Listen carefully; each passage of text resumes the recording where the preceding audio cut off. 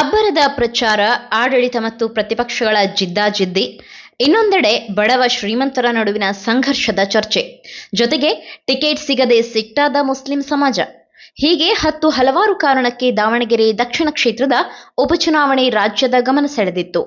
ಈಗ ಮತದಾನ ಮುಗಿದು ಅಭ್ಯರ್ಥಿಗಳ ಭವಿಷ್ಯ ಮತಯಂತ್ರದಲ್ಲಿ ಬಂಧಿಯಾಗಿದೆ.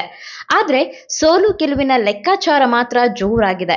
ದಾವಣಗೆರೆ ದಕ್ಷಿಣ ಕ್ಷೇತ್ರದ ಉಪಚುನಾವಣೆಯ ಮತದಾನದ ಅಂಕಿ ಸಂಖ್ಯೆ ನೋಡೋದಾದ್ರೆ ಒಟ್ಟು 1,58,131 ಜನರು ಮತದಾನ ಮಾಡಿದ್ದಾರೆ. ಅಂದ್ರೆ 68.43% ಮತದಾನ ದಾಖಲಾಗಿದೆ. ಕಳೆದ 2023ರ ಚುನಾವಣೆಯಲ್ಲಿ ಬಿಜೆಪಿ ಅಭ್ಯರ್ಥಿ ಬಿಜಿ ಅಜಯ್ ಕುಮಾರ್ 56,416 ಮತಗಳನ್ನ ಪಡೆದಿದ್ರು.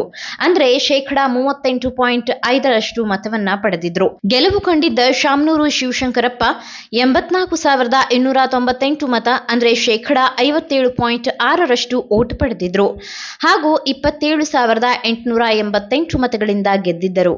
ಆದರೆ ಈ ಉಪಚುನಾವಣೆಯಲ್ಲಿ ಮುಸ್ಲಿಂ ಸಮಾಜದ ಮತಗಳು ವಿಭಜನೆಯಾಗಿದ್ದು ಇದು ಬಿಜೆಪಿಗೆ ಪ್ಲಸ್ ಆಗಲಿದೆ. ಕುಟುಂಬ ರಾಜಕಾರಣಕ್ಕೆ ಬೇಸತ್ತು ಕೆಲ ಕಾಂಗ್ರೆಸ್ ಮುಖಂಡರುಗಳೇ ಗೌಪ್ಯವಾಗಿ ಬಿಜೆಪಿಯನ್ನ ಬೆಂಬಲಿಸಿದ್ದಾರೆ ಎನ್ನುವ ಮಾತುಗಳು ಕೇಳಿಬಂದಿದೆ. ಬಿಜೆಪಿ ಅಭ್ಯರ್ಥಿ ಶ್ರೀನಿವಾಸ್ ದಾಸ ಕರಿಯಪ್ಪ ಸಹ ಹಿಂದುಳಿದ ವರ್ಗದ ಸಮುದಾಯಕ್ಕೆ ಸೇರಿದ್ದರಿಂದ ಅಹಿಂದ ಮತಗಳು ಸಹ ಬಿಜೆಪಿಗೆ ಬಂದಿದೆ. ಹೀಗಾಗಿ ಬಿಜೆಪಿ ಗೆಲ್ಲಲಿದೆ ಎನ್ನುವ ಲೆಕ್ಕಾಚಾರ ಕೇಸರಿ ಪಡೆ ನಾಯಕರದ್ದು. ಇನ್ನೊಂದೆಡೆ ಕಾಂಗ್ರೆಸ್ ನಾಯಕರ ಲೆಕ್ಕಾಚಾರವೇ ಬೇರೆ ಇದೆ.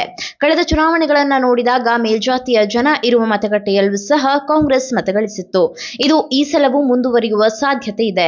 ಮೇಲಾಗಿ ಶಾಮನೂರು ಶಿವಶಂಕರಪ್ಪ ವೀರಶೈವ ಸಮಾಜದ ಅಧ್ಯಕ್ಷ. ಹೀಗಾಗಿ ವೀರಶೈವದ ಮತಗಳು ಸಾಲಿಡ್ ಆಗಿ ಕಾಂಗ್ರೆಸ್ಗೆ ಬಿದ್ದಿದೆ. ಇನ್ನು ಅಹಿಂದ ವರ್ಗದ ಮತಗಳು ಸಹ ತಮ್ಮ ಪರವಾಗಿ ಬಿದ್ದಿವೆ. ಹಾಗೆ ಅಲ್ಪಸಂಖ್ಯಾತರ ಮತಗಳು ಹೆಚ್ಚಾಗಿ ವಿಭಜನೆಯಾಗಿಲ್ಲ. ಇದರಿಂದ ಫಲಿತಾಂಶದ ಮೇಲೆ ಪರಿಣಾಮ ಬೀರಲ್ಲ, ಬದಲಿಗೆ ಗೆಲುವಿನ ಲೀಡ್ ಕಡಿಮೆ ಆಗಬಹುದಷ್ಟೇ ಎನ್ನುವುದು ಕಾಂಗ್ರೆಸ್ಸಿಗರ ಲೆಕ್ಕಾಚಾರವಾಗಿದೆ.